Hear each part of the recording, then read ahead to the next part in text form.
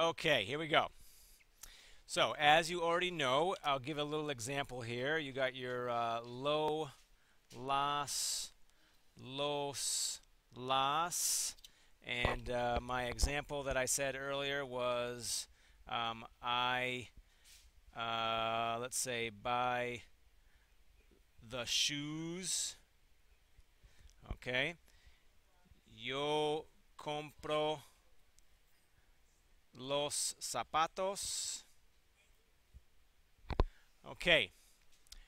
The direct object is this.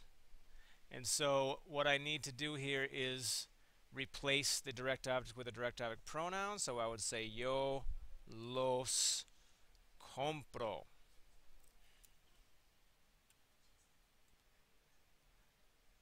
Okay, so what if I needed something like this? How about if I said something like,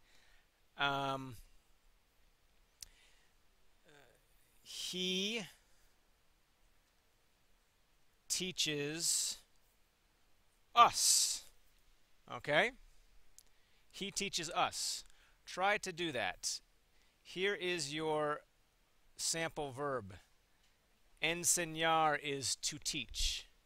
So he teaches us. Give that a try. Sometimes if you have pencil it might work better if you make a mistake, but no big deal if you make a mistake. El, the verb to teach is enseña. And based on what you briefly saw on that PowerPoint slide, what would be the equivalent for us? Anybody? Nos. Okay, and the nos goes where? Before the verb. Él nos enseña. Okay. How about an example like this? Well, let's go with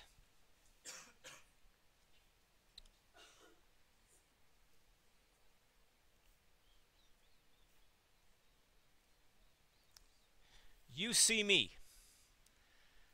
Now the verb see is ver,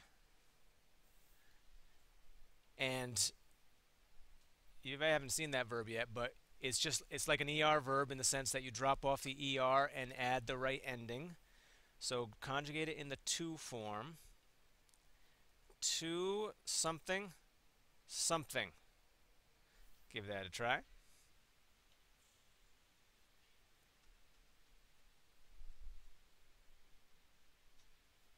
Cal, what do you say?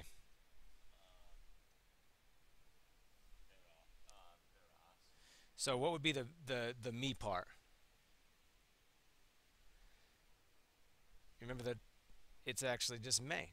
To, me, and then vase. So direct object pronouns, me, te, lola, nos, os, los, las. Give you one more example here, folks. Let me move this up for you. There we go. How's this for a last example? Let's do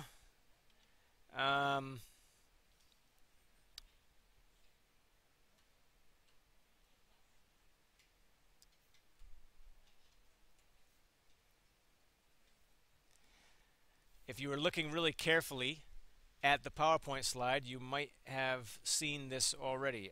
Ayudar is to help. So how would you figure out how to say I help you?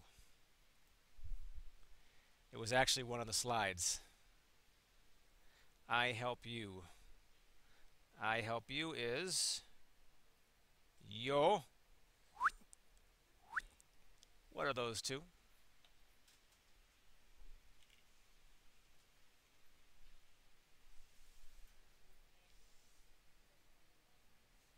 We want the you here is te, and then it's AR verb. We drop the AR.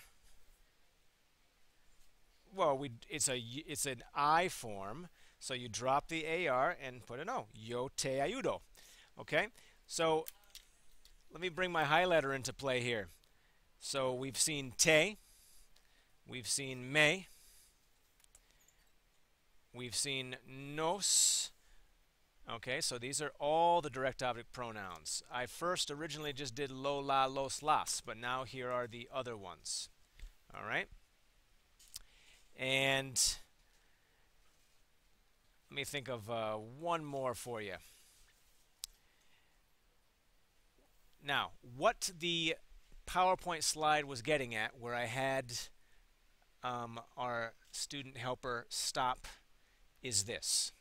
Let's say you wanted to say this.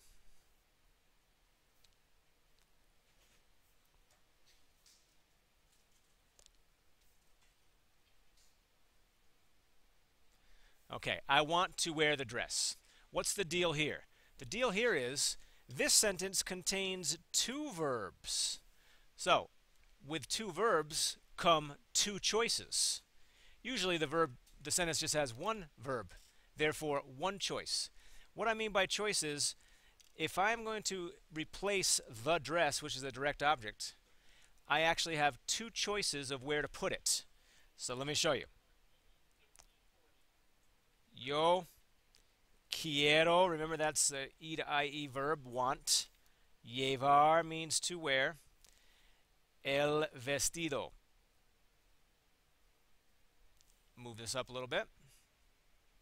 Okay, now if I want to replace the direct object with a direct object pronoun, here are my two choices. With one verb, you just have to put it in front of the verb. You put it in front of the verb. You put it in front of the verb. However, when there are two verbs, you have two choices. One choice is this. You can still put it in front of the verb. El vestido gets replaced with a lo because that's a masculine singular noun. Lo quiero llevar. Choice 2.